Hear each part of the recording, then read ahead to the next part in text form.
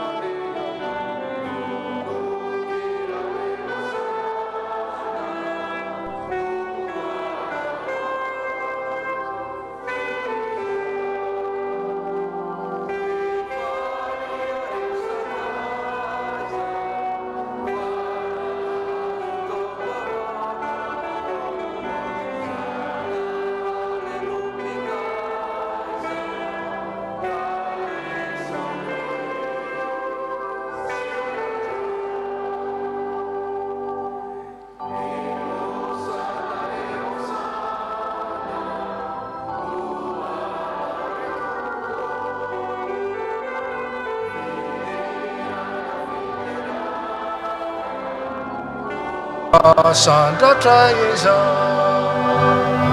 de rala hoanao mpanjakana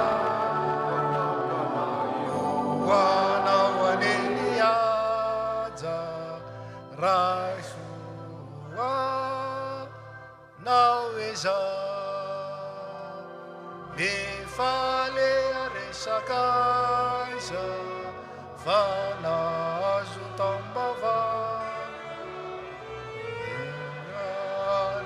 mitaiza ka isao re se aja ivavaka isika riraina izy any an-danitro misaotra midera sy mankalaza ary mame voninahitra anao zay fa fifaliana mitafotafo no omenao anay no niasanao mahagaga zay tanterahinao amin'ny alalan'i Jesosy Kristy tomponay sy ny fanahy masina zay monina ty anatinay rapahary izao tontolo izao ianao izao tontolo izao zay nataonao tamin'ny fahendrena lalina tsy takatry ny sain'olombelona dia mpandahatra ny fiainanay koa ianao mitaiza manabe mitantana ary mampitobaka aminay ny aren'ny fahasoavana avy any ambony raha afaka nankalaza tamin'ny fifalianan'ny krismasy zahay dia ampatsiarovinao aminay indray fa efa tonga teto amin'izao tontolo izao ny mpamonjy ho teraka ao anatinay sy ho velona mandrakizay ao am-ponay ka hitombo isan'andro ampitombo ny fifalianay ampitoetra ny fiadanana ary anangana anay ho tena zanako ao marina tokoa mitafy azy eo amin'ny fiainana isan'andro misaotra no ity tambaovao ity indray zay ampafantaranao fa sitraka ao ny anavao anay ho amin'ny fiainam-baovao hatrany ka hitombonay amin'ny fahalalana tsaran'i Jesosy Kristy zanakao lay mazava tonga ho an'izao tontolo izao hanazava ny fiainanay ko amin'ity alahady voalohany amin'ny taona 2024 ity meteza ho eto anivonay hanazava ampiorina hitarika anay amin'ny lalam-pamonjena hatrany ka tonga ity taona vaovao ity anjakan'ny fitiavana sy ny fifaliana ary ny fiadanana tanteraka ko raiso fa mendrika ao anao ny saotra sy ny dera laza sy ny voninahitra mandrakizay amin'ny anaran'i Jesosy Kristy zanakao lay mpamonjinay sady tomponay amen petraka isika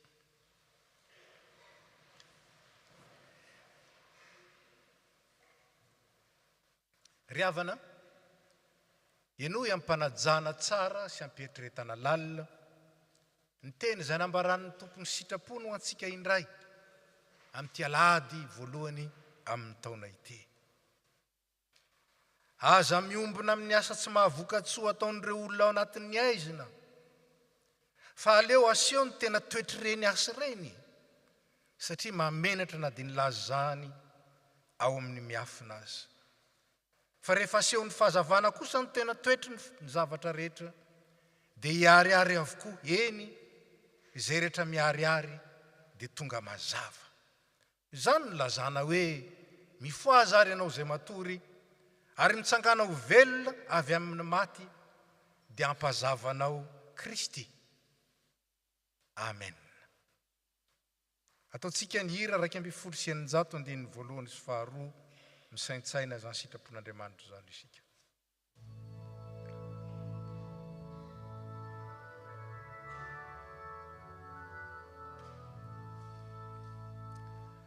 Jehovah ray malala ozaya wandanitra inuni fivava akuata kuamena fa Jesosy Kristy zanakao no tena sorona zay etiko ho amenao pamela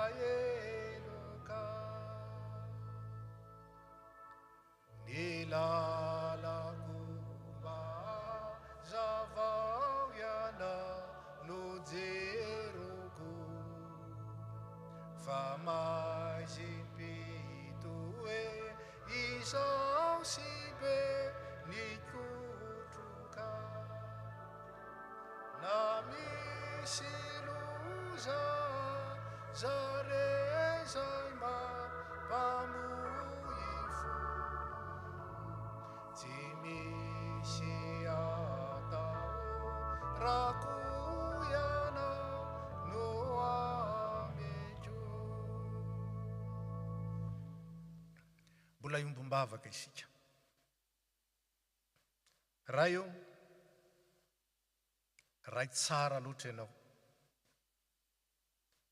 ray be fitiavana, ray be faharipo, ary Andriamanitra mikiry biby amin'ny famonjena ny olombelona. Nandreny sitraponao zay ka menatra sady mangay ahy. Satria eto amin'izao tontolo izao anjakan'ny aizina ny misy anay. Anika dia miombona amin'ny asan'ny maizina zay amin'ny zavatra maro, amin'ny fomba fisainana, amin'ny fomba fijery, amin'ny fomba fiteny, amin'ny fitondran-tena, amin'ny fomba fiasa, ary amin'ny fifandraisanay amin'ny hafa. Tompo, misaotranao anefa zahay, fa anja ny fahazavan'ny teninao ny toetray anaty, ary tominao zay mba hanatona anao, hotsolovinao, ahatonga ny aizina rehetra ao am-ponay isinda, andao, ary ny fahazavanao kosa anjaka feno eo amin'ny fiainanay. Ankehitriny ary manatona anao amin'ny fanetreteny zay.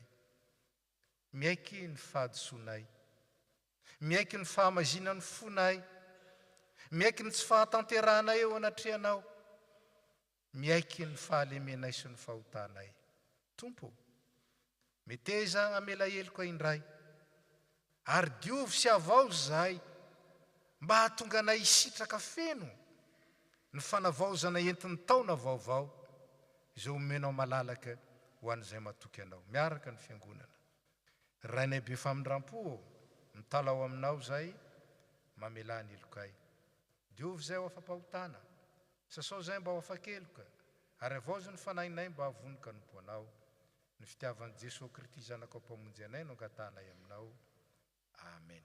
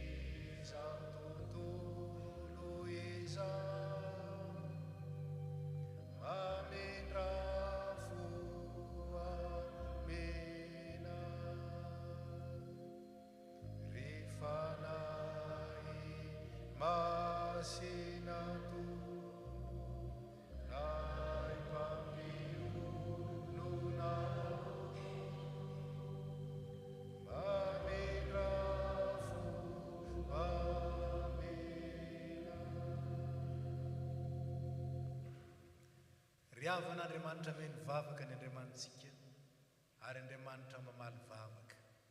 Eno ihany ny valiny vavaka fifonanao, nataonao ampo, ary valiny kosa amin'ny fahamarinany. Iara-mitsangana isika. Hoy Andriamanitra reo, ampaherezo ny oloko, meotoky izy ka antsotsoy aminy, fa tapitra ny asa fanandevozana vita ny sazy izay nahatra taminy. Fa Kristy dia efa maty hamonjy atsika, fonisika mbola mpanota, ary nahariarin'Andriamanitra zany tao amin'ny fitiavany antsika. Ko matoki, voavela ny helokao noho ny anaran'ny Tompo. Aleluia, midera ny Tompo. miaraka ny fiangonana.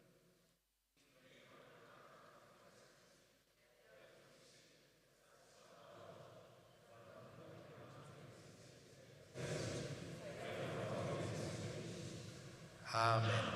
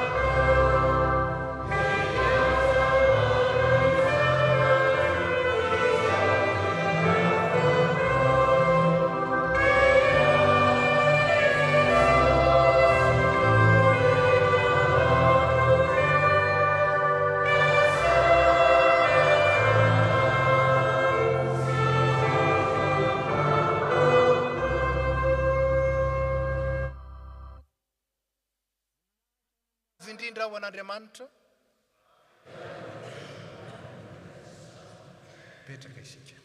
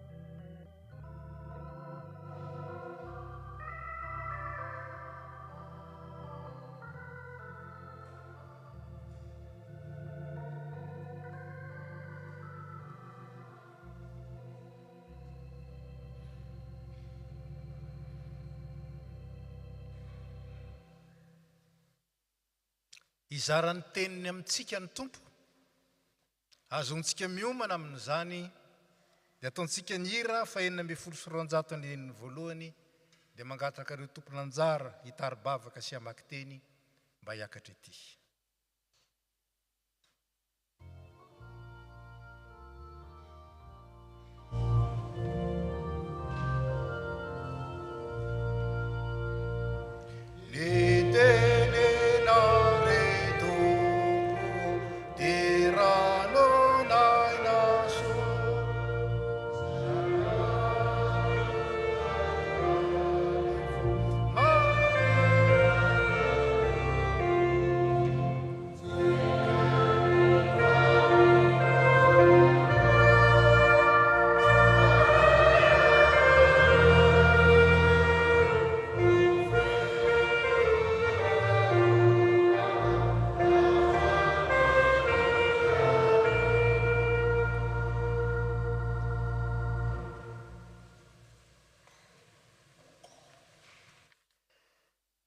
Iaraka hivavaka isika.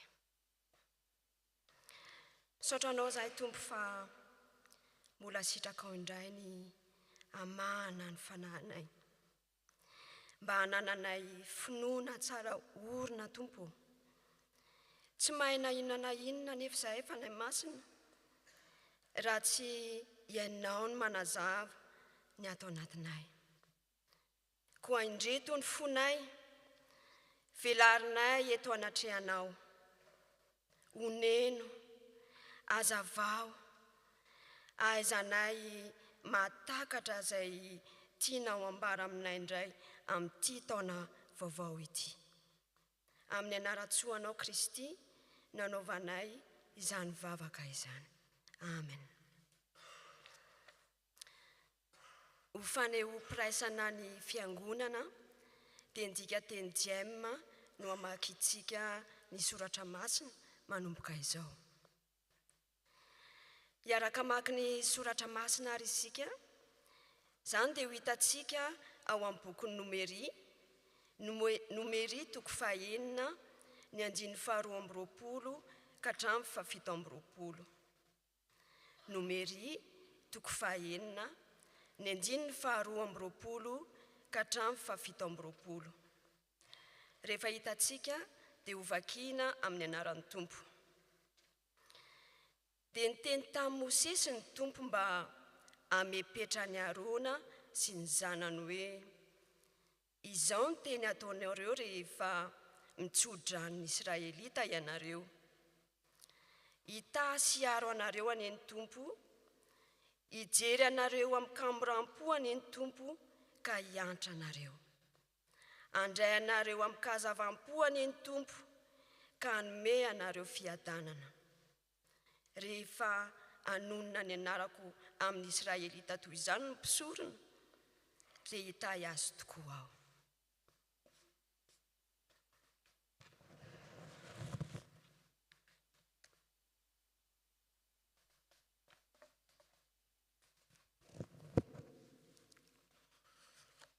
Mbola toizantsika ny vakiteny ao amin'ny epistilo any Galatiana. Galatiana toko 4, andininy 4 ka hatramin'ny 7. Rehefa hita izany dia vakiana amin'ny anaran'i Jesosy. Fa rehefa tonga ny fotoan'andro, dia nirahan'Andriamanitra ny zanany nateraky ny vehivavy, nateraka tao ambanin'ny lalàna, hanavotany izay ambanin'ny lalàna, mba handraisantsika ny fananganana anaka. Ary satria zanaka ianareo dia nirahan'Andriamanitra ho atompontsika ny fanahiny zanany miantso hoe Abaraio. Ka dia tsy mpanompo intsony ianao fa zanaka, ary raha zanaka dia mpandova koa noho ny ataon'Andriamanitra.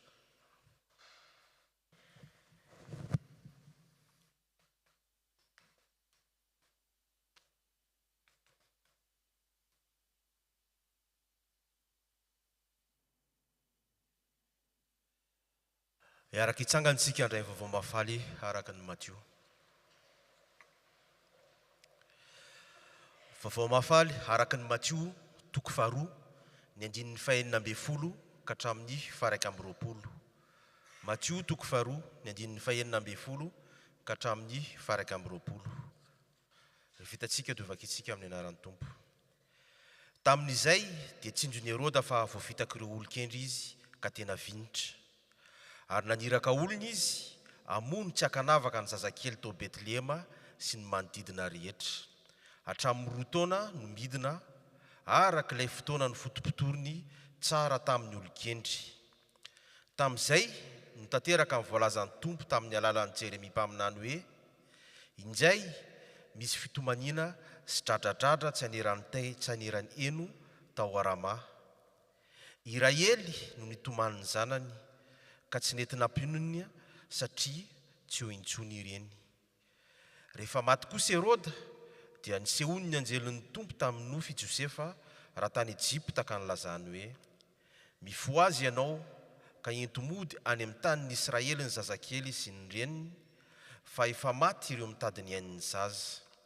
Dia nifoha Josefa ka nitondra ny zazakely sy ny reniny niverina tany amin'ny tanin'ny Israely. Amen.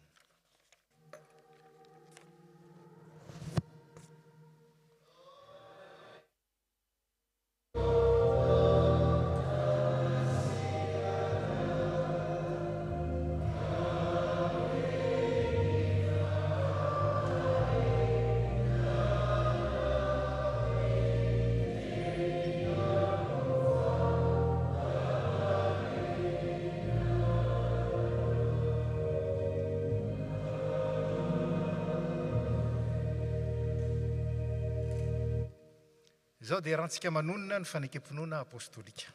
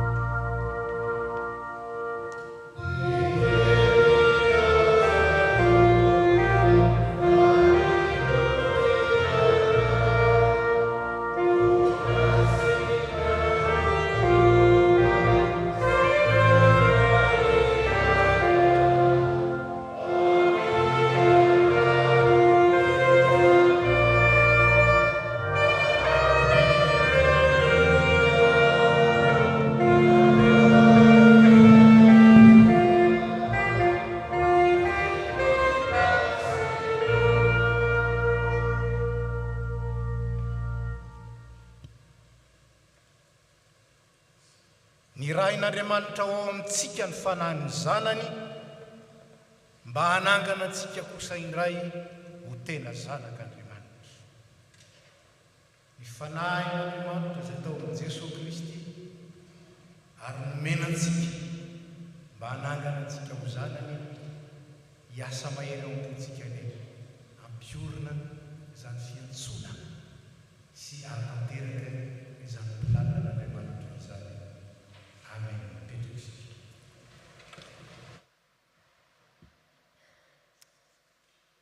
Vao tamin'ny herinan'io isika nankalaza ny krismasy.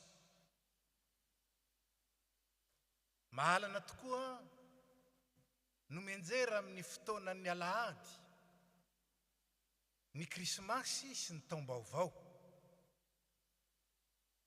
Tojo zany isika amin'ity taona ity.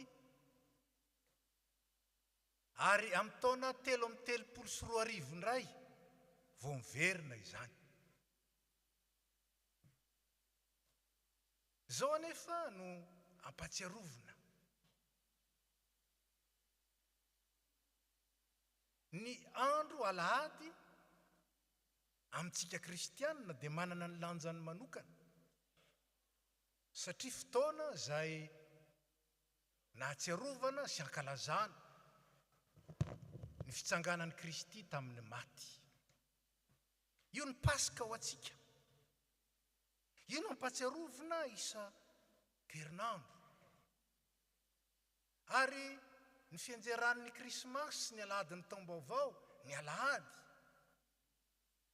dia toa mamerina amintsika no zany fahamarinana fototra izany. Dia ny hoe ny fitsanganan'i Kristy tamin'ny maty. Ny fototra iorenina ny finoantsika sy ny fiainantsika ny famonjena. Satria ao amin'ny fananganana amin'ny maty no ananganana antsika koa tena zanak'Andriamanitra ka dia miaina feno ny Paska isika. Koa na krismasy, na taom-baovao, na ho Pentekosta, Paska avokoa zany, ary isaky ny alahady, Paska. Dia toy izany ihany koa ny krismasy. Fotoana mandalo ihany eo amin'ny tantaran'ny izao tontolo izao. Ambaran'ny calendrier fa isaky ny 25 ny volana Desambra io. Marina fa tamin'ny fotoan'andro dia volana Janoary nankalazana ny krismasy. May zavatra nefa Andriamanitra. So ihany fa ny krismasy so ny aloha ny taom-baovao. Mba azotsika mahatakatra tsara ny planina an'Andriamanitra sy ny fomba fiasany. Nomeny ny zanany ary ny fandraisana ny zanany no manavao ny fiainantsika. ny raha n'Andriamanitra eo amin'izao tontolo izao no zanany, nefa mbarany soratra masina fa izao tontolo izao tsy nandray azy.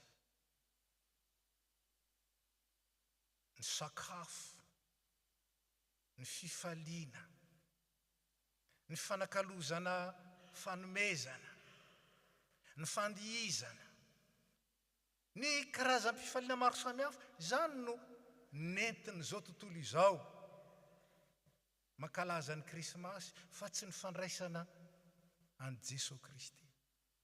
Tonga tany amin'ny azy izy, ny azy tsy nandray azy. Fa izao kosa, izay nandray azy dia nomeny hery ho tonga zanak'Andriamanitra tokoa. Hay manova ny fiainana, hay manova ny hery anaty na ny hery hetsika ao anaty, ny dinamika, ny fandraisana ny zanak'Andriamanitra ho teraka ao anaty. Mandray azy ho teraka ao am-po, olona sy anjaka eo amin'ny fiainana manontolo, ary mitombo sy mampitombo ny fanahy mahazanak'Andriamanitra isanandro. Zany nge ny tena antony nahatongavan'ny tompo ho teraka ao am-pontsika, ary tsy ho teraka ihany fa honina sy anjaka isanandro isanandro, ary hitombo sy ampitombo ny fanahy mahazanak'Andriamanitra antsika. Dingana telo, mifameno tsara, nefa koa dingana telo tsy maintsy tanterahana. Voalohany, mandray azy ho teraka ao anaty. Tamin'ity herinandro ity ny fiangonana dia azo lazaina hoe ny faly. Tamin'ny herinandro lasa moa zany, nanomboka tamin'ny krismasika mandrakizao, satria nisy fahateraham-baovao teo amin'ny fiangonana. Nisy namantsika izay terabao. Ny mpandinika dia milaza fa tsy ampy ny miteraka, tsy ampy ao an'ny ray aman-dreny no miteraka zaza fotsiny, fa mila manangana azy izy, miadopte. Inona dikan'izany? Mandray feno, ny ombona tanteraka, miray aina. Ary zany ny loharanom-pahasambarana ho an'ny zaza. Fa izany koa ny fanehoan'ny ray aman-dreny fa tena zanany marina tokoa no aterany teraka. Ary teraka ny mpamonjy, teraka ny tompo, teraka Jesosy Kristy, moa ve no adopteko, moa ve no adoptenao, moa ve no raisinao feno, hiombona tanteraka aminao ka miray aina aminao isanandro isanandro, sa fety atao fotsiny?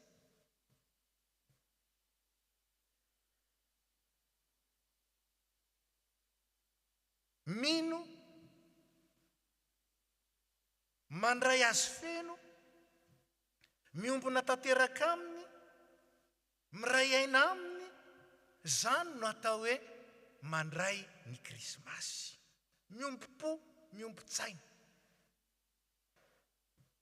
Zany nge ny hirantsika, ny hira fa 700 antsika tsara, aoka ny foko sy ny fonao hiara-mitepo tena iray.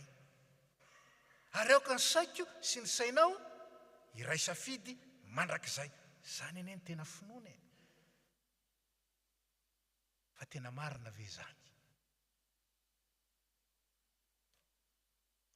Ary raha tena marina tokoa zany, mifalia ianao, fa tsy tany an-tranon'ompo tsony ny teraka Jesosy.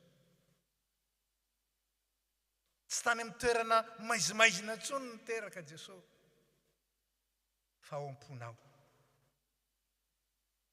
Fa hoy aho teo hoe tsy teraka fotsiny izy, fa te hitoetra.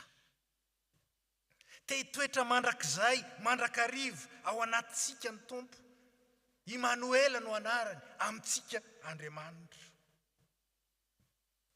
Ny boky Nomery izay nitondron'ny perikopa ao antsika anio dia milaza ilay tsodrano tokana. Io ihany nitsodrano zay azo lazaina hoe Andriamanitra mihitsy ny nanome azy any Arona. Hoy izy tamin'ny Mosesy hoe rehefa mitsodrano ny Israelita i Arona dia zao asena lazainy. Dia intsika moa io natao hoe antsoina hoe tsodrano aronika, atsodrano ny Arona. Zay nanaraka ny mpino nanomboka tany amin'ny andron'ny Mosesy ary mandraka ankehitriny. Mitahy, miaro, mijery amin'ny kamorampo, zany hoe miambina ny dikan'izany, miantra, mandray feno tsy misy fiatsaram-belatsy, manome fiadanana. Zany ilay Andriamanitra. Zany ilay Andriamanitra. Io Andriamanitra izay nanaiky olona teo amin'ny Israely io, manomana an'izany ho an'ny olony. Fitahiana, fiarovana, fitsinjovana, fiantrana, fitahiana ary fanomezana fiadanana. Raha mamaky ao amin'ny Isaia 7:20 ao sika, misy an'ilay atao hoe hiran'ny tompo ho an'ny tanimbolobony. Dia zao nolazainy ao, zaho Jehova ny mpiaro io, isaky ny ray mpimaso no andemako azy, fa andro misy manimba azy, ary na andro na alina dia miaro azy aho. Ny mpandinika dia milaza fa io hiran'ny tompo ho an'ny tanimbolobony io dia misy hira-pahalelovana. Malahelo ny tompo satria nahoana? Zany ny tiany ataony amin'ilay tanimboaloboka, saingy ilay tanimboaloboka tsy mety mandray azy. Vokatra zany lasa sesitany ny zanak'Israely. Zany ny tantara ny bokin'ny Isaia. Fa ay ty Andriamanitra te hiaro ity, ay ty Andriamanitra te hikarakara ity, ay ty Andriamanitra te handrotsaka ny fitahiany ity, ay te hitoetra eo anivon'ny olony izy. Ao anatin'ny tanimboaloboko izy, ao izy no mitasy miaro ary manao soa azy. Tsy fitahiana distanciel zany. Tsy tsodrano distanciel zany. Fa tena ao anatin'ny fiombonana sy firaisana tanteraka, feno, fizika, spirituel, affective, ary azo lazaina koa aza hoe intellectuel. Ao anatin'ny fontsika, ao amin'ny fiainantsika Andriamanitra ny te hitasy hiaro any asoantsika. Ao, fa tsy à distance, tsy any velany, tsy lavidavitra, na akaiky indraindray. Tonga olona ao am-pontsika ny tompo, tonga hamonjy antsika isan'andro isan'andro, ao anatin'ny fiainantsika ny tompo. Ary zany no anavao zany indray ho amintsika ny toky mpitiavany, ny toky ny amin'ny fitahiny, te hitoetra teraka fa mitoetra maharitra koa. Fa tsy vitan'izany, fa te hitombo ao amintsika koa ny tompo, te hitombo ao anatintsika ny tompo.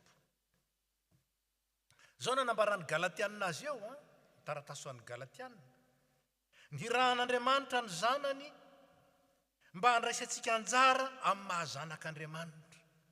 Zany inge ny antony, ahatonga antsika hanana anjara amin'ny mahazanak'Andriamanitra. Ny rahan'Andriamanitra ao am-potsika ny fanahin'ilay afaka miantso hoe dada, mba ahazoantsika miantso azo koa hoe dada.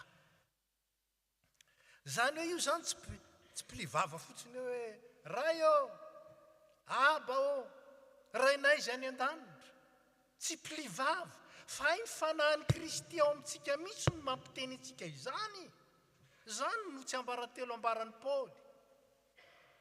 Ny rahinao am-pontsika ny fanahin'ny zanany zay mampiteny antsika hoe ray ô. Ary authentique zany. Fa ny ambin'izay boloky.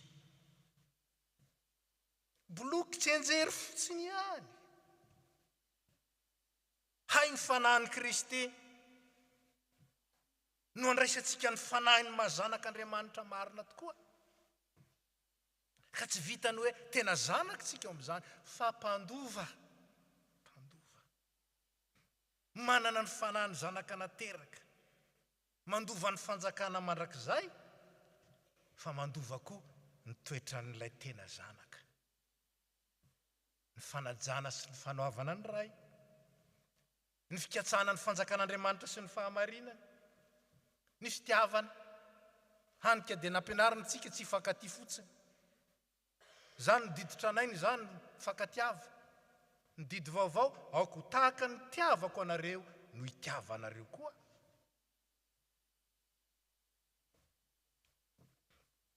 Ny fifaliana, ao aminareo ny fifaliako, dia ho tanteraka ny fifalianareo, tsy fifaliana mandalo, tsy fifaliana manao eo. Misy olona faly be mibitaka eo. Poto zay nisy zavatra kely ny tranga, lasa le fifaliana. Inona anao? Atezerana, fiafonafona. Ndrandray azo ateny ratsy. Tsy zany. Fifaliana tanteraka satria manana ny fanahiny ilay manome ny fifaliana feno. Ny fiadanana. Andrian'ny fiadanana no natao hoe anarany. Zany hoe ao aminy mihitsy ny lakile ny fiadanana. Ny fiainana. Zaho avy mba hanana ny fiainana izy, ary mba hananany be dia be. Ry havana, ambonin'izany ny fahamarinana, ny fahamasinana, ny fahadiovam-po, ny toe-panaraka an'Andriamanitra, reny rehetra reny, lova. Omen'Andriamanitra ny zanany reny. Tandovo zany ange. Ndraindray eritreretin'ny olona fotsiny hoe zany fanjakan'Andriamanitra zany fanjakana mandrakizay zany. Zany fanjakana any an-danitra zany. Dia irina fotsiny. Tsy ry havana. Fa miaraka aminy ny lova apetrako zany. Ireo voatanisa rehetra ireo. Reo ane ny antony nahatongavan'i Jesosy anomean'ireo antsika. Fa saingy isika indraindray variana. Variana. Ny fieritreretantsika ao inona ny baiko azy? Indraindray fieritreretan'ny olona. Indraindray ny olona rehefa te-haka hevitra zay, dia any am-ponao gazety izy ny mandeha. Na koa any am-ponao politika izy ny mandeha. Na koa ny eritrerin'ny tenany no ampanjakainy. Misy tena resy lahatra ka izao ka, mba dia ny olona alina zany velona zay ny tenin'Andriamanitra.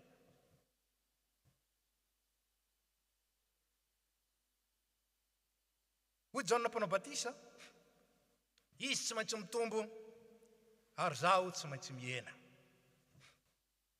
Jesosy Kristy mitombo eo amin'ny fiainan'ny Jaona. Ary ny maha-Jaona azy tsy maintsy mihena. Isan'andro. Mandritry ny 5,300 andro nomen'Andriamanitra ho antsika amin'ity taona 324 ity. Mandritra zany rehetra zany isan'andro te hitombo ao anatinao ny tompo. Ametraka ny toetrany zanak'Andriamanitra ao anaty. Ametraka ny toetrany zanak'Andriamanitra ao anaty. Ny fomba fisainana, ny fomba fiteny, ny fomba fitondrantena, ny fomba fiasa, ny fomba fanolorantena, sy ny sisa. Ary tonga onona aminao izy hanala tsikelikely.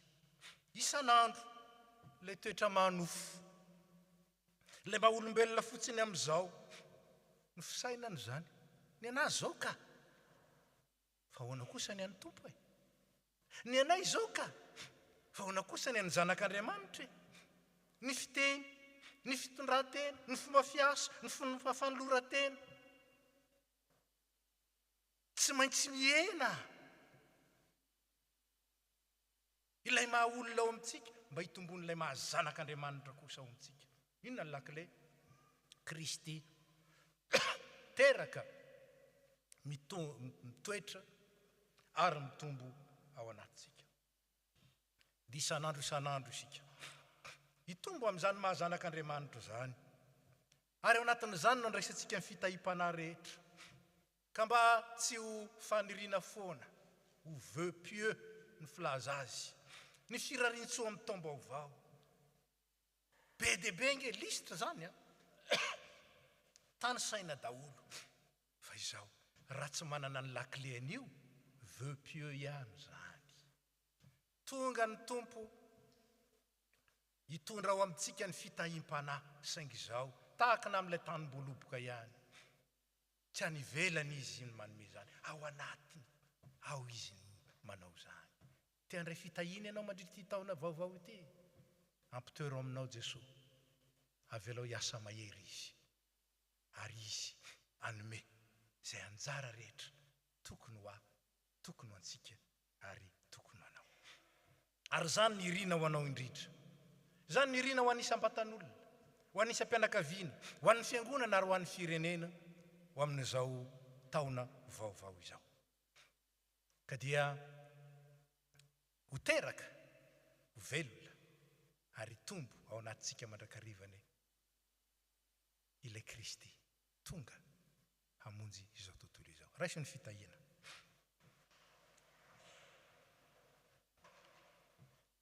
Tonga ondrina maharitra sy tombo amponao ny zanak'Andriamanitra, lay teraka hamonjy antsika. Koa ho taona feno fitahiana, feno fiarovana, feno fifaliana, feno fiadanana ary fahasambarana ho anao ane ity taona 3 sy 4 arivo ity, 3 sy 4 arivo ity.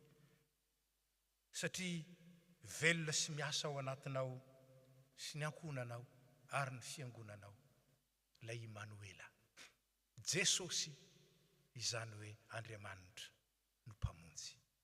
Amen. Petraka isika.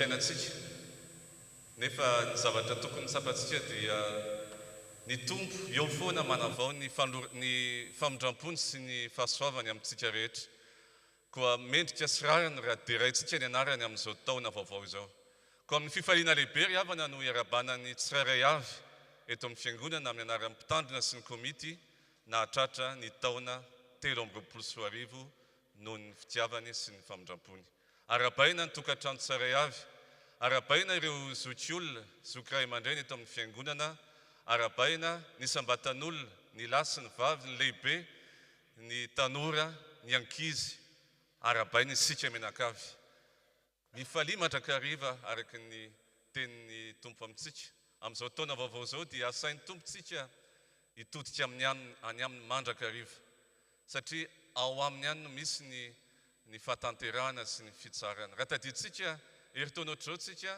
nisy ny valana retina nandritra ny volana janoary tsy nisy ny fiangonana tadiditsika tsara zany amin'izao fotoan'izao koa dia mbola azo lazaina fa misy ny valana retina betsaka amintsika ny tsy salama nefa tadio fa tao anatin'izany rehetra zany zany fitsapana maro zany dia eo foana ny tompo na tsy salama aritsika asainy mitodika any aminy ho anareo zay tsy salama amin'izao fotoan'izao maniry ny fahasitranana feno any tsirairay avy na ianareo manaraka ny fanompom-pavana amin'ny alalan'ny YouTube tsy afaka miangona noho ny tsy fahasalamana sy ny antony maro samihafa ny tompo ane tompo be fiadanana ilay tompo manakare-pahasoavana ane mbola androtsaka ny fitahino an'ny tsirairay avy amin'ity taona ity tsisy fatatsika zay iseho amin'ity taona 2024 ity nefa ny zavatra fatatsika kosa dia Jesosy Kristy no efa tonga ao am-potsika efa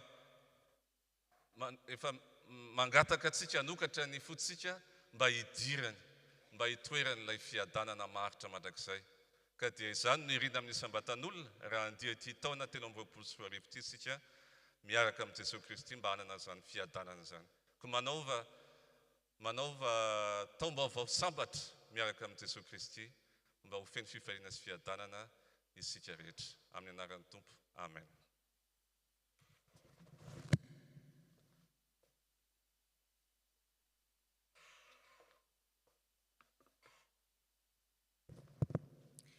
Dia faly miarabantsika indray ry havana nahatratra ity taona vaovao 2024 ity. Toy izao indray ny vaovao azo ambara amintsika anio. Vaovao nasionaly, afatra krismasy.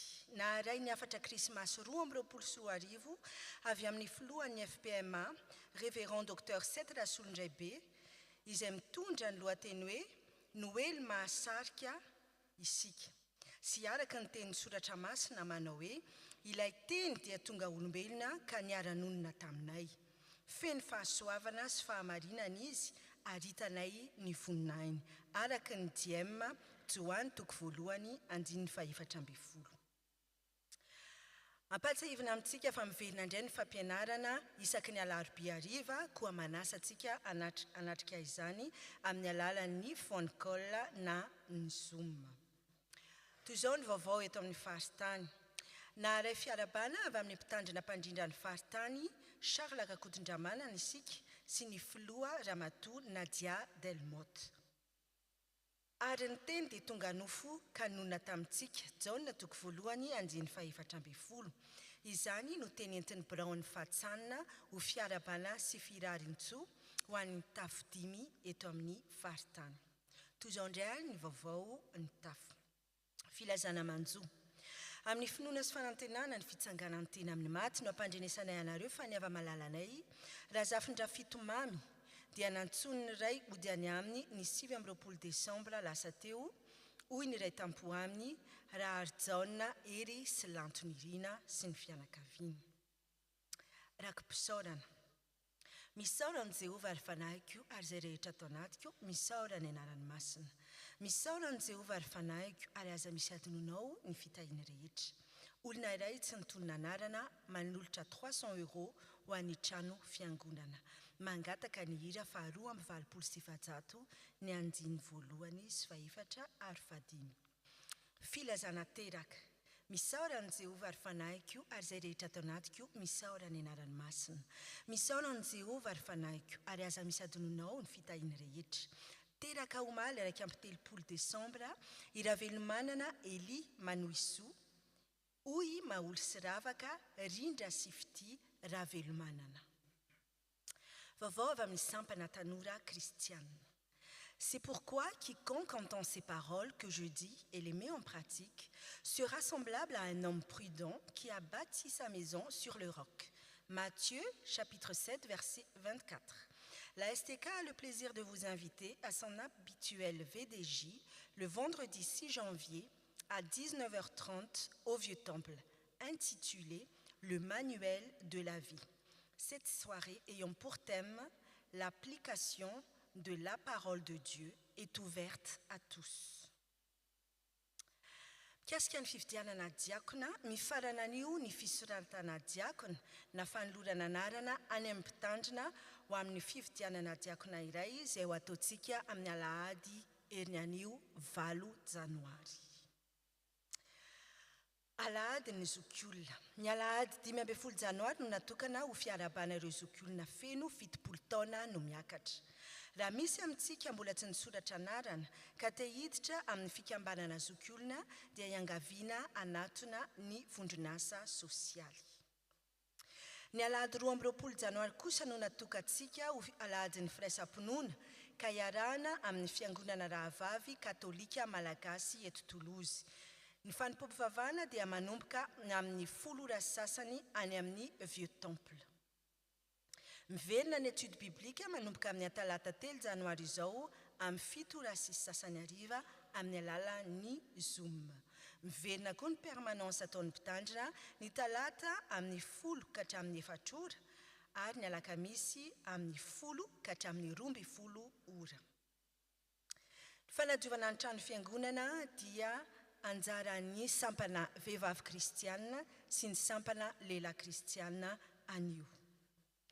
Ny diarintsika manaraka zany dia ny alahady 8, 12, 20 sy 27 janoary dia amin'ny 10 sasany avokoa ny fanompoam-pivavahana any amin'ny Vieux-Temple. Sotratsika nahitra hatramin'ny farany, voninahitra ho an'Andriamanitra ireriany.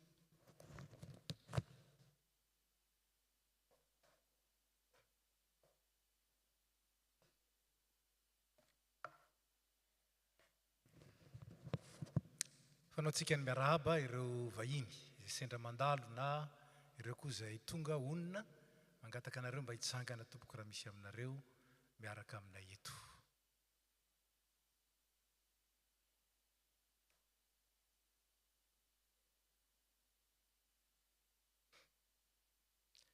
Dia faly zay miarahaba anareo ary mandray anareo tonga soa eto amin'ny tafo FPMA Toulouse.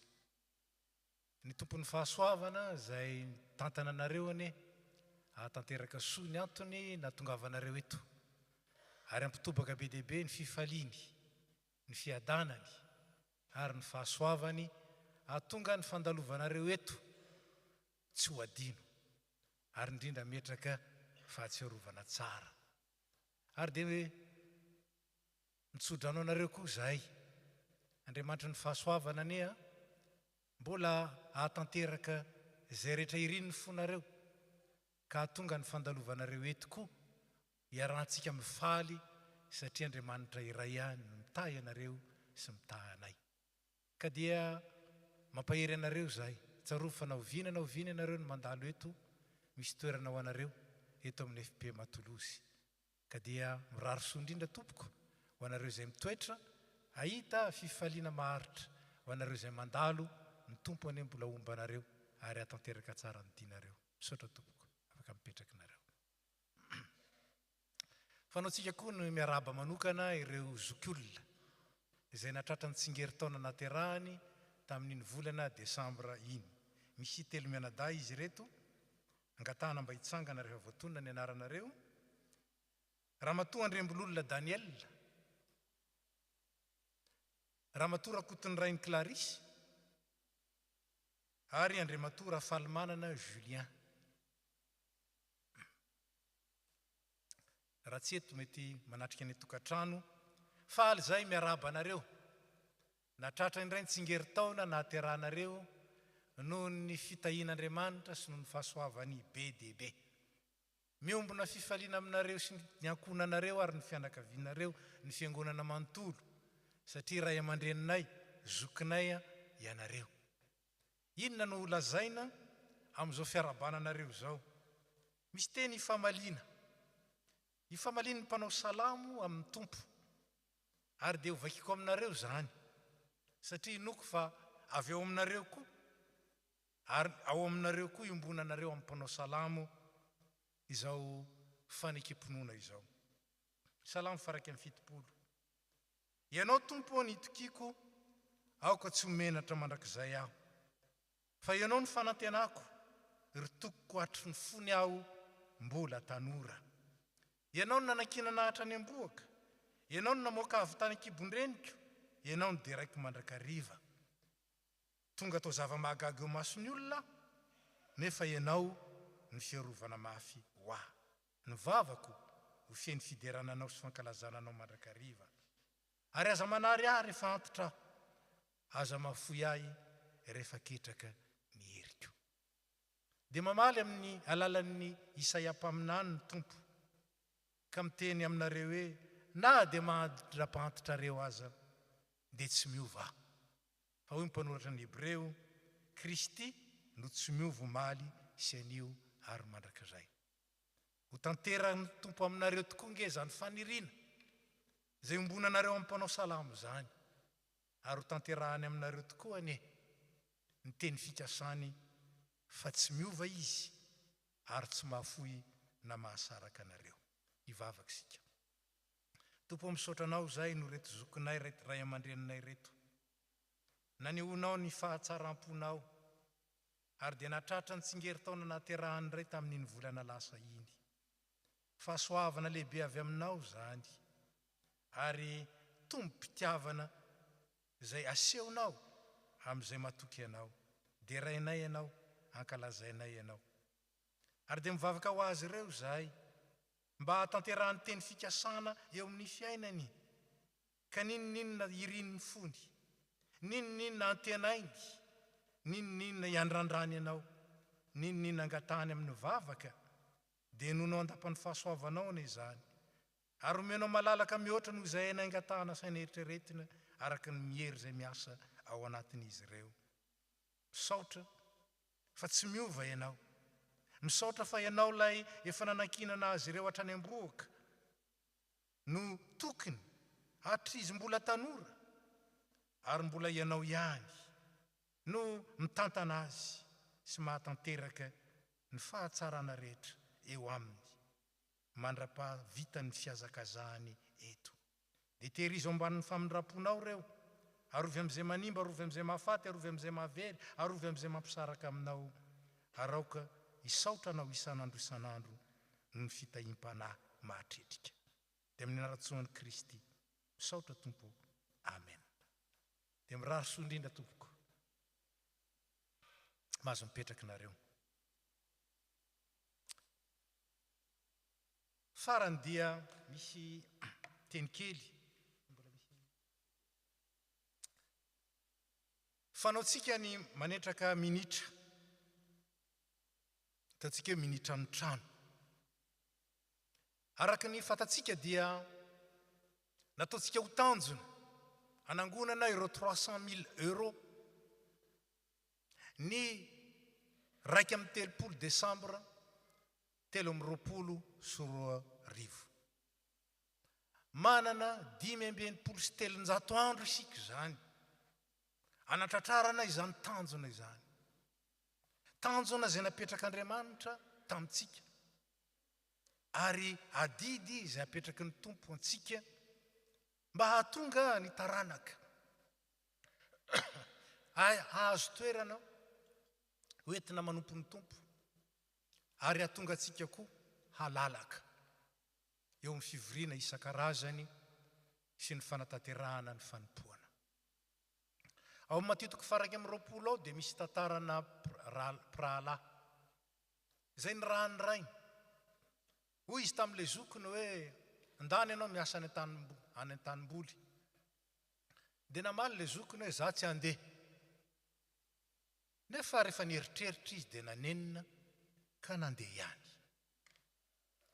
Ary hoy izy tamin'ilay zandriny kosa hoe mandehana ny an-tanimboly oboka hiasa andeha ho le zandrina kanjo tsy nandeha izy dia hoy ny tenin'ny tompo hoe izy amin'izy roa lahy moa nanao sitrapon'ny rainy dia ozy ny mpianatra hoe lehilahy matoa ninonina valiteny nomenao nanoloana izao asa napetraky ny tompo amintsika izao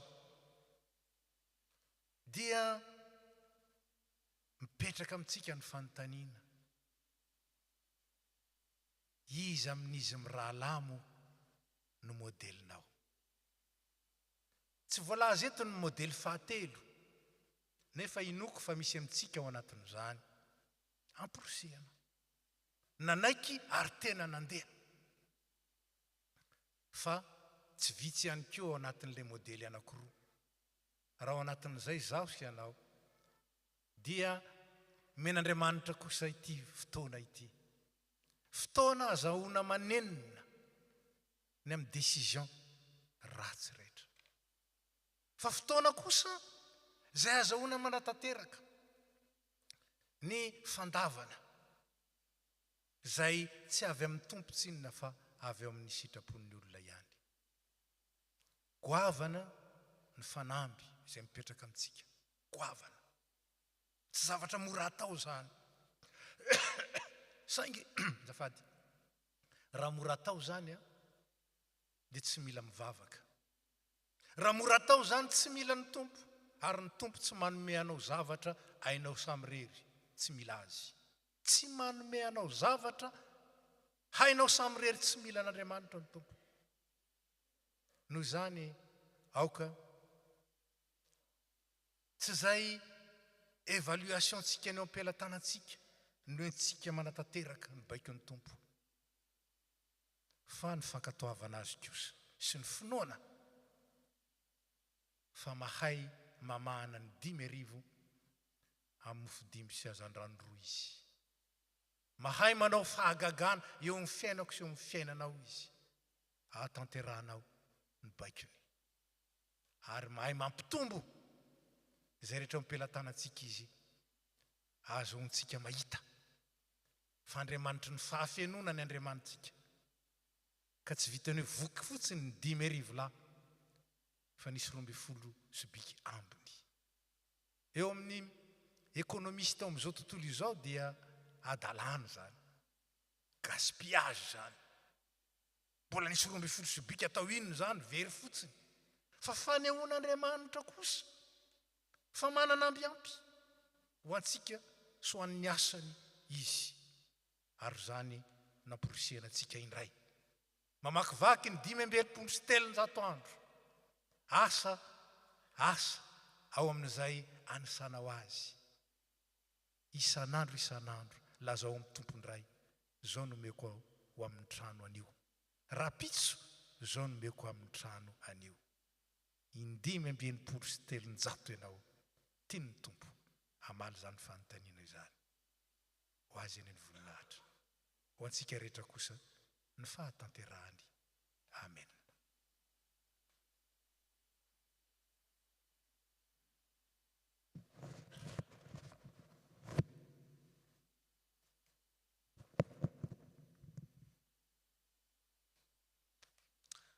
zao tsika dia tonga amin'ny fotoana zay ara-batsika manokana ny mpitandrina eto amin'ny fiangonana mivady na tratran'ny taona vaovao ka dia angatahana pasteur Élisée Andriamandra mivady androso ety anoloana mba ho ara-paina amin'ny anaran'ny fiangonana tompoko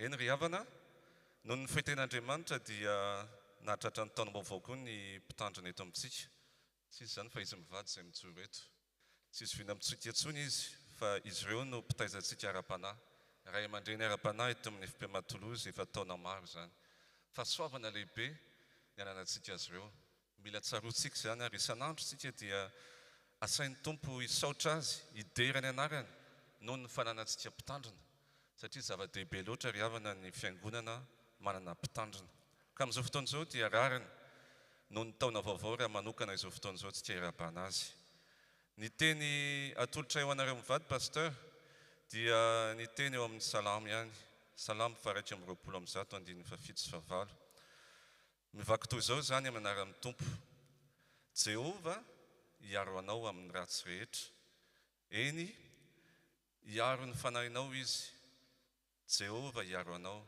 na mivoaka na miditra hatramin'izao ka ho mandrakizay ho tanteraka aminareo mivady sy ny fianakaviana manontolo ane izany teny mamy zany izany teny feno fanampanantenana izany satria Andriamanitra mihitsy no irinay fa hiaro ny fonareo sy ny hevitrareo hiaro ny fiainanareo ary hitay anareo mandritra ity taona 2024 ity arabaina anareo mivady nahatratra ny taona vaovao ary mbola mitondra mbavaka anareo izahay ny amin'ity taona ity raha hiaraka makivaky ity taona vaovao ity sika dia ny fanirian'ny fiangonana dia ho ataontsika anatin'ny fifaliana izany araka ny sitrapon'Andriamanitra ka ny fiadanan'ny tompo ane mbola hitoetra aminareo mivady mandrakariva raha manohy ny asa fanompoana izay efa nyekenareo ianareo eto amin'ity fiangonana ity satria hoy ny tenin'ny Isaia mpaminany amin'ny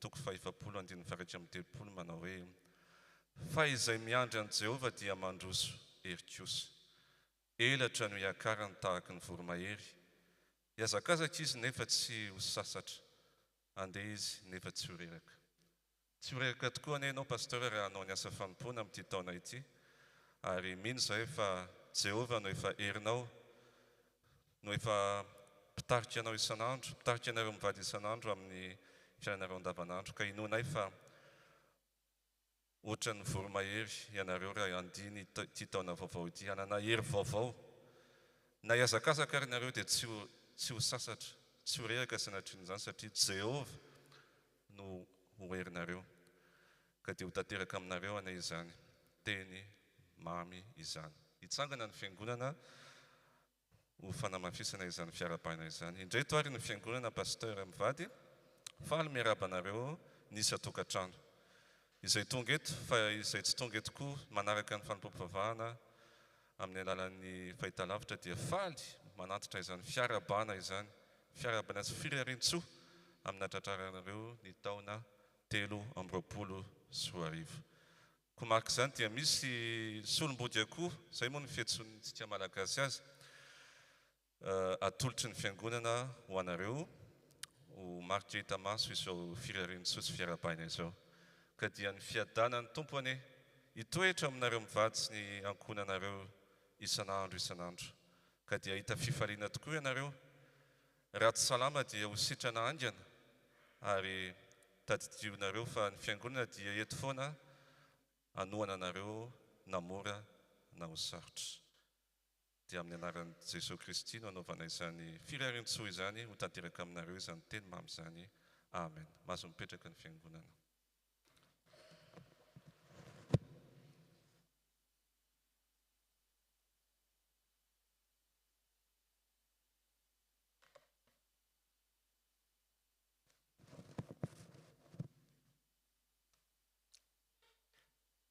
miara-mifaly isika amin'izao taona vaovao izay omen'ny tompo antsika izao hoy aho hoe taona vaovao omen'ny tompo satria fanomezana izany misy ny taona vaovao izay vaovao amin'ny chiffre fotsiny ho an'ny sasany ny 2022 dia 2021 bis ihany ary ny 2023 aza mbola mety 2021 bis fa miaraka amin'Andriamanitra kosa ilay efa niteny indro avaoziko ny zavatra rehetra misy fiavaozana mandrakariva ary izany koa no irina ho anareo rehetra mba ho avaozin'Andriamanitra ho amin'ny isambatan'olona ho amin'ny isa-tokantrano ary ho an'ny fiangonana ane ny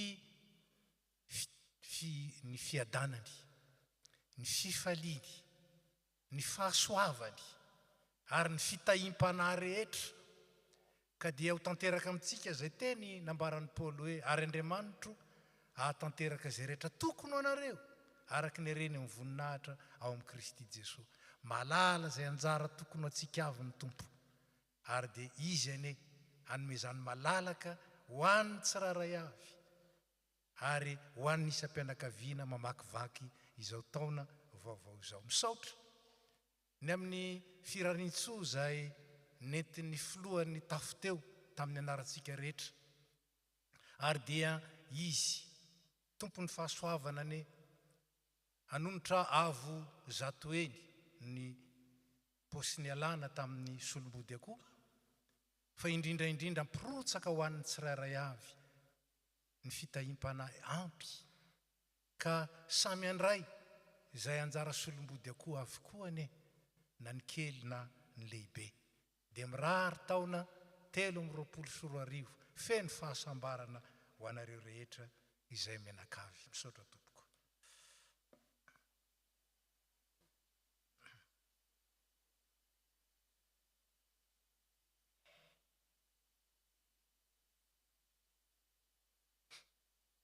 Tonga amin'ny fotoanan'ny fanatitra isika izao ry havana.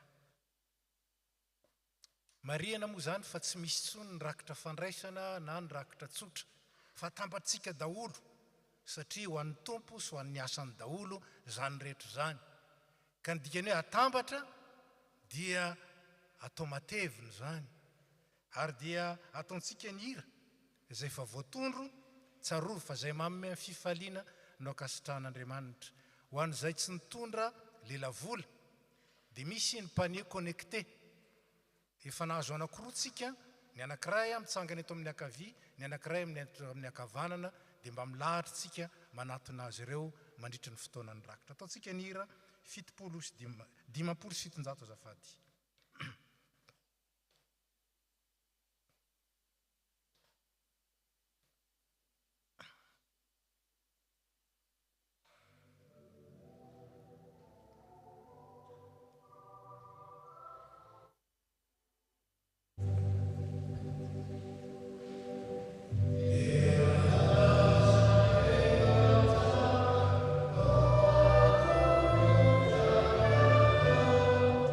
Oh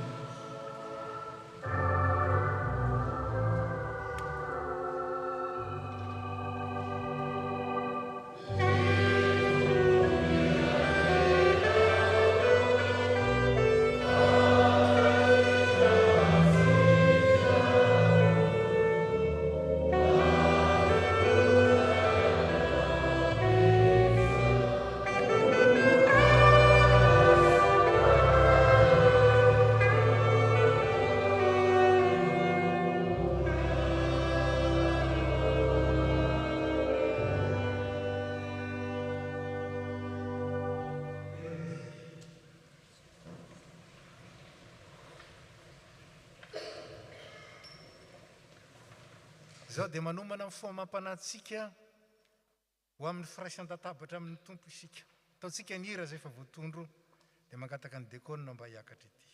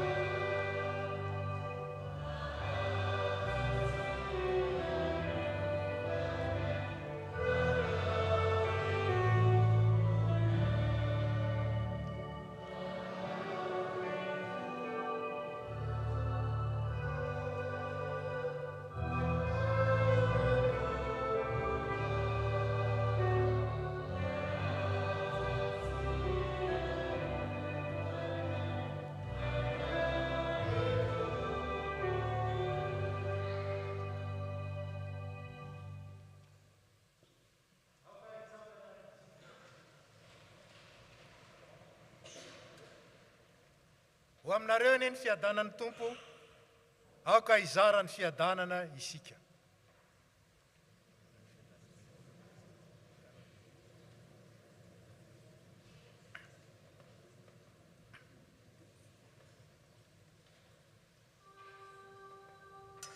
Asandrato ny fonareo, ho eo amin'ny tompo.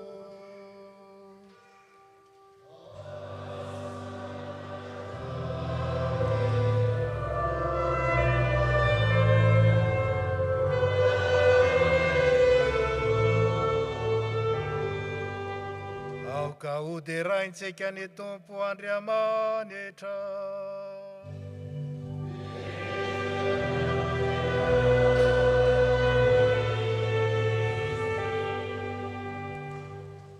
Entiko tompo ray masin'Andriamanitra mandrakizay mahefa ny zavatra rehetra. Mety tsy mavonjy ny soaranay ianao amin'ny fotoana rehetra sy amin'ny toerana rehetra amin'ny alalan'i Jesosy Kristy tomponay, izay tianay sy nanolo-tena monjy anay. Amin'ny alalany koa nideran'ny anjely ny fiandriananao, nitsaoan'ny fanapahana sy ny fahefana rehetra anao amin'ny tahotra, ary iarahan'ny fiangonana any an-danitra sy ety an-tany midera ny anaranao amin'ny fihobiana. Izay koa ankehitriny tompo, dia miara-manandratra ny feonay aminy, ka amin'ny fanajana lehibe no hideranay hoe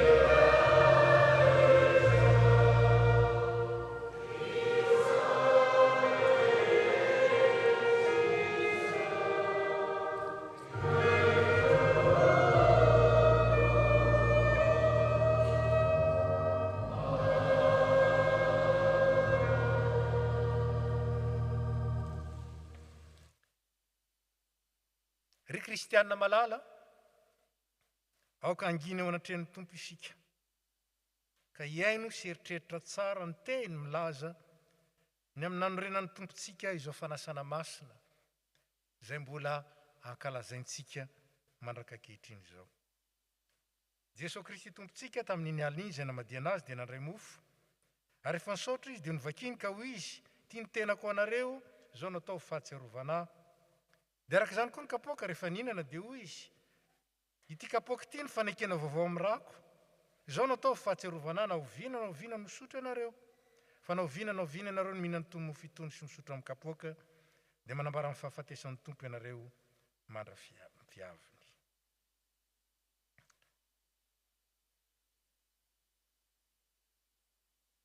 Petraka ny fiangonana.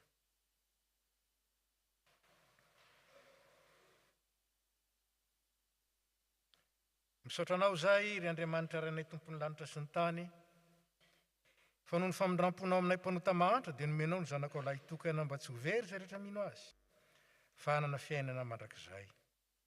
Ankehitriny ny ary io, ndreto izay manao teo anatrehanao ny fahatsiarovana ny fahatongavan'ny zanakao olona, ny fijaliany sy ny fahafatesany, ny fitsanganany tamin'ny maty, ary ny fifonany mandrakizay ho anay, ka dia miandro sy mitalao ny fiverenany indray izahay.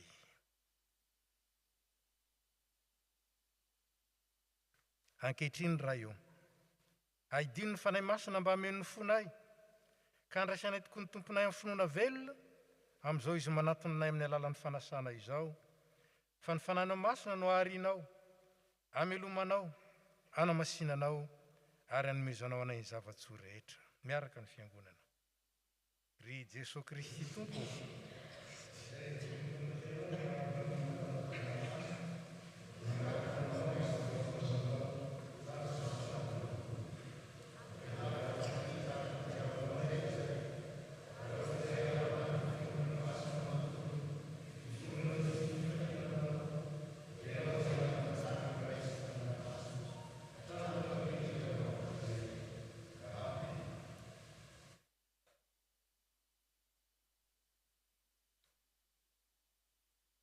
Ira 7:594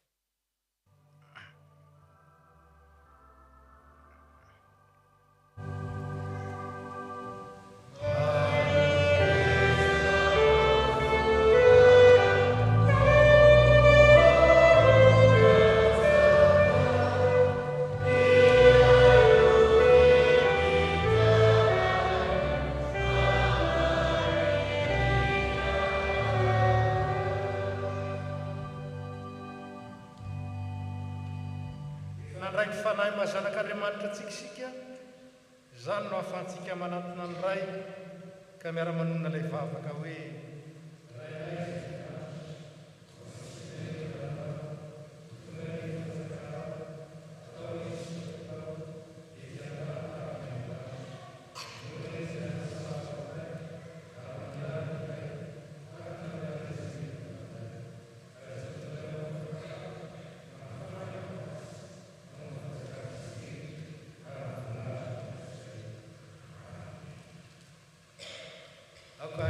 ny mpandray fanasan'ny tompo ny mofo izay vakitsika dia firaisana amin'ny tenan'i Jesosy Kristy tompontsika ny kapako misaorana izay isaorantsika dia firaisana amin'ny rano Jesosy Kristy tompontsika izay nalatsaka ho an'ny maro famelan-keloka hoy ny tompo indray fa mitsangana eo am-baravarana ka mandondona ka raha misy mihain'ny feo ka mamono varavarana diditra ho aminy aho ka hiara-misakafo aminy ary izy amiko ankehitriny efa voavoatra avokoa izao ny zavatra rehetra manao ny hira 4:590 isika dia zaraina amintsika ny mofo sy ny kapoaka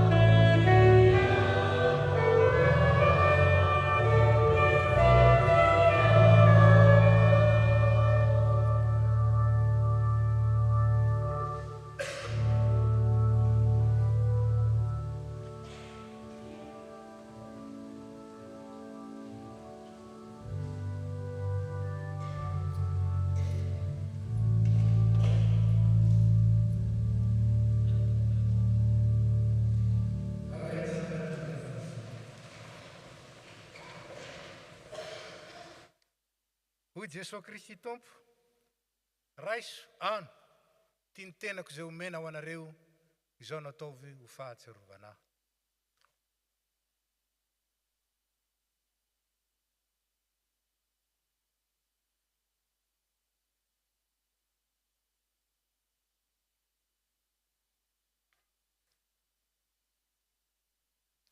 Hoy koa Jesosy Kristy tompo sotroinareo rehetra ity fa tiany rako dia ny amin'ny fanekena vaovao izay alatsaka ho an'ny rehetra ho famelan-keloka ka izao no atao ho fahatsiarovana ahy na ovinana no misotro ianareo.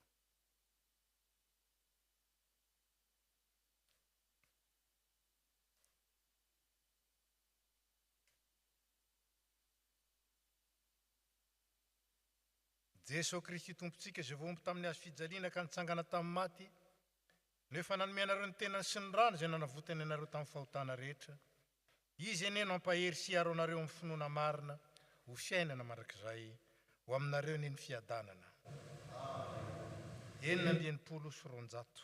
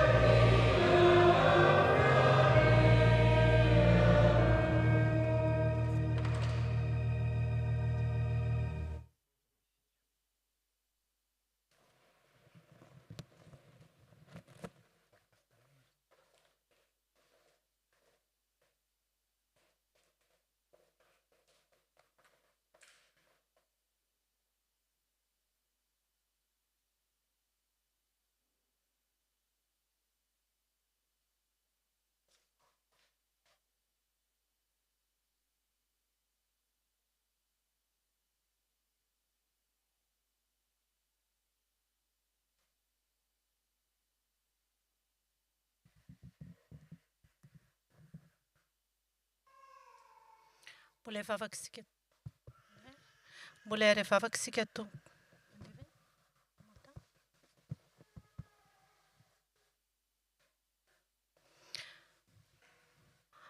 Dia mbola hivavaka isika tompoko. Ry Andriamanitra Ray ny Amasino, misaotra anao izay raha tanteraka indray ny fotoana teto androany. Misaotra anao izay satria fitiavanao izany midera sy manome voninahitra anarana hatramin'izay. Misaotra anao tamin'ny teninao izay mbola mampatsiahy anay indray fa nanangana anay ho zanaka ianao tamin'ny nametrahanao taminay ny fanamasinao. Tompo malalo ampio izay mba ho mendrika tokoa ny mahazanaka ao anay ka hijoro vavolombelonao na amin'ny asa na amin'ny fitondran-tena ary koa amin'ny fiainanay isan'andro. Indrindra Tompo mba anao lahara-pahamena eo amin'ny fiainanay ary ity ny namanay ihany koa araka ny efa nandidianao anay. Dia misaotra anao an'ny mpanomponao izay nahazo fahasoavana ka nangasitraka anao tamin'ny alalan'ny fanomezana ny rakim-pisaorana. Ianao mbola ampitombotra ny fahasoavanao amin'ny Tompo ary ianao ihany koa mba hitahy ireo izay rehetra nahazo fahasoavana mba hankasitraka anao. Dia mbola mivavaka aminao izay ho an'ny marary n'aiza toerana misy azy ireo na any an-tokantrano na any amin'ny toeram-pitsaboana. Ianao Andriamanitra mahery sy mpanasitrana no hanafaka ny aretin'izy ireo Ary ampio ihany koa tompo ireo fianakaviana izay mikarakara ireny marary ireny, meo iry sy tanjaka hatrany, ary ampahirezo aminao tompo malala. Vavaka aminao an'ny donam-pahoriana, aingany ianao tompo no ame ny fampionana feno satria ao aminao rery ihany misy izany. Ny fiadananao tompo no hitoetra amin'ny foniny tsirairay, ary ianao hitany fianakaviana rehetra izay nilaozan'ny malalany. Vavaka aminao izay ho an'ny fiangonanay, ho an'ny mpitandrina sy ny ankohonany, ny mba hitsinjovanao azy ireo manokana noho ny asa masina izay ataony. Ho an'ny tompon'andraikitra rehetra isantsokajany, mba omenao ny saina miray, ny tena fifankatsiavana, ary indrindra tompo anao ny asanao ampanetretena, fa kosa ny voninahitra orery ihany no tokony ho hitantaratra amin'izany. Mivavaka aminao an'ny vahoakanao, ny mpiangona rehetra eto amin'ny FPMA sy indrindrindrindra ny FPMA Toulouse, dia mba ampiterinao eto Mandrakariva tompo ny fitiavana sy ny firaisan-kina, ary ka tsy ho diso tsisy anjara amin'ny fahasoavanao ny mpiangona tsirairay, na ny lehibe na ny kely indrindra. Mbola entinay ambavaka aminao tompo ny vina V3M izay mba hananana mpitandrina matianina eto amin'ny FPMA Manontolo. Tompo tsy zavatra tsy hainao, apetraka feno am-piatananao izany, ary etseo ny fona tsirairay avy tompo, mba hanoana izany satria fampandrosoana ny fanjakanao ety ambonin'ny tany izany. Mbola mivavaka ihany koa ny vina trano fiangonana. Eny tompo, apetraka feno am-piatananao ihany koa izany, ary aoka ny fitiavana tompo no anisika anay andray anjara izany, fa tsy sanatria antery na sanatria ihany koa atao mba hisehoanay fotsiny ihany. Tompo, fantatray fa sitraponao izany asa izany, ka apetraka feno am-piatananao ny fanatanterahana azy. Maro tompo ny vavaka tiana isandratra aminao, na tsy miteny ireny ary izay dia efa fantatrao ny any am-ponay tsy miloaka sy ny any an-tsainay tsirairay avy. Manana ny faniriany manokana tompo ny sambatan'olona isan-tokantrano amin'izao taona vaovao izao. Koa naraoviana izay tompo mivavaka aminao, ary n'aiza toerana misy anay nandratanay vavaka anatin'ny fahanginana na any amin'ny toerana fiasana sy izay rehetra mety hisy anay, dia fantatray fa mihaino vavaka ianao ary mamaly vavaka araka ny sitraponao. Dia efa misaotra anao sahady izay amin'ny valim-bavaka rehetra omenao anay. Amin'ny anaranao Jesosy Kristy no anaovanay izany vavaka izany. Amen.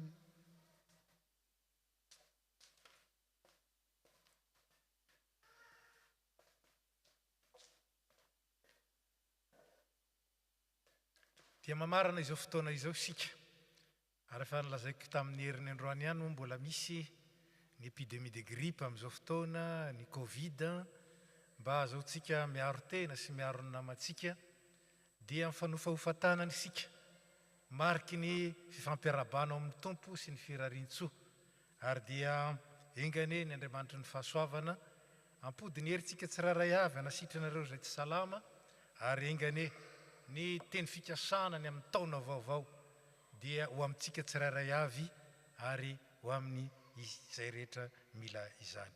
Ataontsika ny antema fahenina ambin'ny folo eo am-pitsanganana, mialoha ny afatra sy ny tsodrano, ary aoriana ny fanirahana, dia fampikopakopa-tanana isika mariky ny fampiarabana.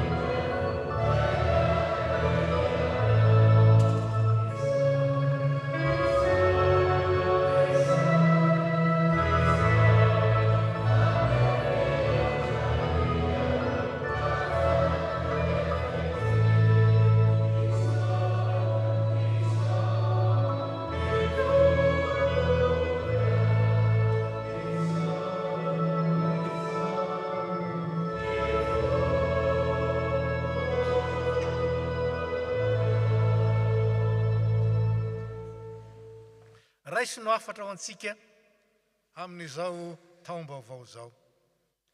Koa manahafa an'Andriamanitra ianareo satria zanaka malalany. Aroka ny fitiavana no anenika ny fitondran-tenanareo ka ho tahaka ny tiavan'ny Kristy antsika sy nanorana ny tenany tamin'ny Andriamanitra toy ny fanatitra sorona manitra mamerovero ho fanosoavana antsika. Ho aminareo aneny Tompo.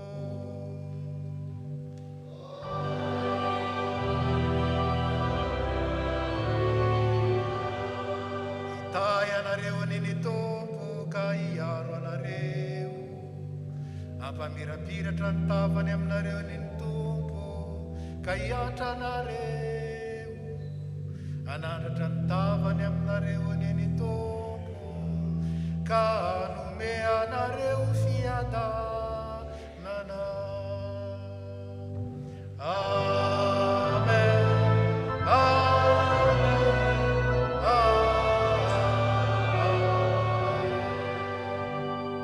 Alleluia. Alleluia. Alleluia. Alleluia. Alleluia.